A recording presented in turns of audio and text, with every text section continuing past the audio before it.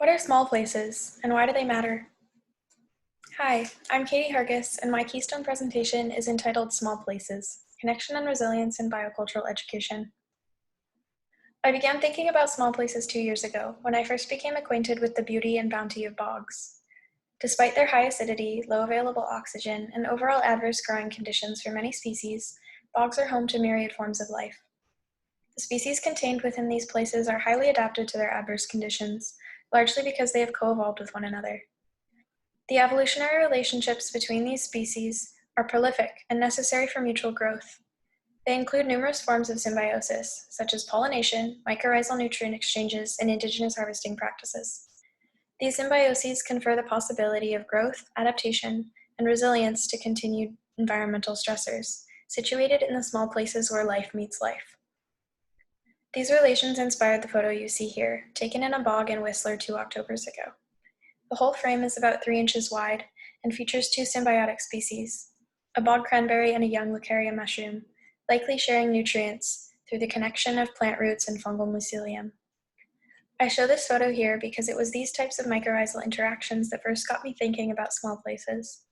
Furthermore, for me, photography serves as a passionate reminder to seek out the small places, small interactions, and small forms of life that constitute our world. A pursuit of these places becomes increasingly important amidst the spread of complex, multiscalar, and multidimensional problems. These wicked problems, a term coined by Riddle and Weber in 1973, include climate change impacts, land and habitat degradation, food and agricultural insecurity, industrial labor and slavery, and violence against marginalized communities, including Indigenous peoples. The pure extent of these problems tends to result in the overlooking of small places, despite that we rely on these sites for growth, diversity, and resilience to the rapid levels of change that characterize our era. To fight for a focus on small places, the importance of which I will articulate more in depth later in this presentation, it is important to address the causal factors and forces that suppress the relevance of small places today. This begins at an acknowledgement that dominant strategies for combating these vastly distributed wicked problems include monoculture, corporate development, urbanization, and industrialization. The general result of these strategies is homogenization, or what I call simplification through sameness. In these processes, the forms of complexity and diversity that permeate and produce local systems are suppressed under totalizing socio-political frameworks and systems. These include all the terms you see. The pressures created and transmitted through these dominant frameworks and systems instill certain narratives about history and reality, which place heavy emphasis on the values in red. In a North American paradigm, for example, these narratives include the following. America was discovered by Columbus, cultures can be unified under a nation state, free markets and free trade will liberate individual freedoms, reality can be uncovered through scientific discovery, and global development models will help the poor. These narratives of history and reality are intimately connected with the types of simplification through sameness discussed previously. Collectively, they represent what I call the big picture mentality, in which diversity of experience, place, time, and our uniquely situated lives as human beings have no meaning. The big picture mentality is also transferred through education. These processes have, for millennia, been utilized as tools for the communication of dominant narratives and values. Certain narratives are privileged while others are subsumed. These have served to reinforce dominant worldviews by selecting and conveying certain realities, perspectives, and histories as valuable, and others as irrelevant. These mentalities manifest in two ways that are important here. The first manifestation is through a single, chronological, and Eurocentric form of history. For example, when we say America was discovered by Columbus, we convey that the land didn't exist or have importance prior to the arrival of a colonizer. By instituting this origin, we erase from history the thousands of distinct indigenous peoples who have for millennia occupied, lived, and transformed the land later named America. Furthermore, in centering Columbus and granting him the innocence and valor of expedition and discovery, we cover up the violence his actions and the whole of the colonial project enacted towards indigenous peoples. Overall, this narrative normalizes domination and violence, erases indigenous peoples, and suppresses the diversity of past human experience from which the present is built. The second manifestation is through totalized approaches for solving globally distributed but locally specific problems. For example, when we say global development models will help the poor, we convey that there exists a one-size-fits-all solution to poverty, which can be enforced and regulated on a global scale, often by corporations, such as the World Bank, as you see here. By totalizing these so-called solutions as globally applicable, we render the very specific conditions that lead to poverty irrelevant. Furthermore, by locating the solution to poverty in the hands of corporations, we fail to address the fact that poverty is actually caused by the same dominating frameworks and systems that facilitate corporate control, including capitalism and neoliberalism. Surprisingly, attempting to solve the problems domination has caused in the past with yet more domination doesn't work particularly well. Overall, this totalized perception of poverty normalizes domination, erases the situated dimensions of poverty, and suppresses the diversity of local solutions. As a result of Eurocentric histories and totalized approaches for solving widespread problems, educational narratives and our realities become disconnected and uprooted from the specificity of local contexts. These narratives and realities directly influence the ways in which we interact with the world, and often serve as justification for processes that simplify through sameness, including monoculture, urbanization, or industrialization, as aforementioned. The ultimate effect is that all realms of local diversity are subsumed under the cycle, rinse, spin, repeat of domination. However, as touched upon previously, it is the myriad forms of diversity found in local zones of life and reality that confer our ability to grow, problem solve, and adapt to global wicked problems. It is in these small places that resistance to simplification and big picture mentalities can occur. But how? What is the role of diversity in resistance, and what is the importance of small places? The key to these questions is the notion of resilience. It is documented across numerous disciplines, including evolutionary biology, cultural studies, and ecology, that diversity is the raw material for evolution, without which society will be unable to adapt to ever-changing conditions. As the raw material for evolution, diversity is also directly correlated with the capacity of systems to maintain resilience, defined by Allen et al. As a dynamic process of maintaining positive adaptation and effective coping strategies in the face of adversity. With the rapid global spread of wicked problems, the capacity of local systems to cultivate diversity and resilience becomes increasingly vital. Indeed, all forms of diversity are connected to the particularities of locality. Diversity is a function of things that, for whatever reason, historical or evolutionary, exist in small places or in various configurations in those small places.